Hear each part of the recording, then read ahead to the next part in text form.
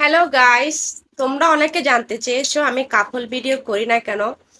কারণ একটাই, বদনজরের জন্য আর কুফুরি কিছু মানে জন্য। আমাদের অনেক শত্রু আছে বুঝছেন। ওরা আমাদের হাসি খুশি দেখলে না মানে বদনজর দেয়, এরকম করে সবাই না, আমাদের যেগুলো শত্রু তারা, আমার জামাইরা আমার। তো এভাবে বদনজর দেয়, তারপর কুফুরি কিছু করে।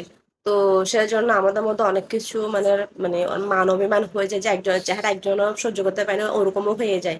যে আমাদের যেরকম হাসি খুশি জীবনটাকে নরক বানায় দেয়, এরকম অবস্থা হয়। সেজন্য আমরা কাপল ভিডিও গুলো দিই না। কারণ আমাদের কাছে গুরুত্বপূর্ণ হচ্ছে আগে আমাদের সংসার, তারপর বাকি সবকিছু। সেজন্য তো এখন আমার হাজবেন্ড বলতেছে তোমার চেয়ে তো আমার ফলোয়ার বেশি। আমার হাজবেন্ডের ফলোয়ার কিন্তু 5,000-এর উপরে। তা আমার ফলোয়ার তো অনেক কম হচ্ছে, তা আমি তো মোটিভেশন পেয়ে গিয়েছি। এখনো বলতেছে আমি তো পাই না, কারণ আমি ভিডিও অফ করে দিছিলাম। কারণ আমরা মানে দুইজনেই ডিসাইড করেছিলাম যে আমরা কাপেল ভিডিও করবো না, যে যার মতো করে ভিডিও করব। কারণ মানে এগুলোর জন্য আর কি।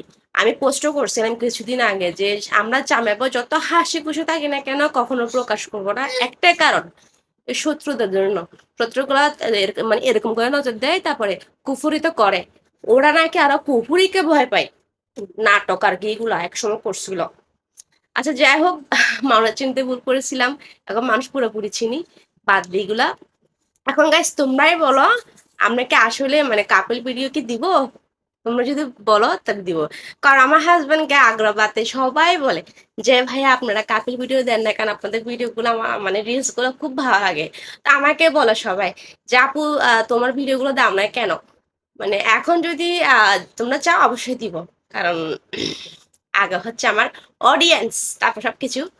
তো এখন তোমরা যদি সাপোর্ট করো, সবাই পাশে থাকো, অবশ্যই সুন্দর সুন্দর কাপেল ভিডিও দিব, রিলস করব ইনশাল্লাহ। আমাদের কিন্তু কাপেল ভিডিও গুলা অনেক ভিউ হয়। এমন ভিউ আছে 5,000-এর উপরে গেছে। তো যদি আমার হাজবেন্ড লেগে থাকতো তাহলে ও আমার অনেক আগে মোটিভেশন পাইতো, আর ডলার তো অনেক আগে ইনকাম করতে পারতো, ওর আরো বেশি হতো। কারণ যেহেতু ওর ফলোয়ার্স বেশি আমার চেয়েও। তো ও বলতেছে তুমি তো এখন টাকা ইনকাম করো না, ডলার ইনকাম করো, এভাবে খোঁচা মেরে কথা বলে আমার জামাই আমাকে। তো গাইস তোমরা বলো কি করবো, কাপড় পিটি দিব?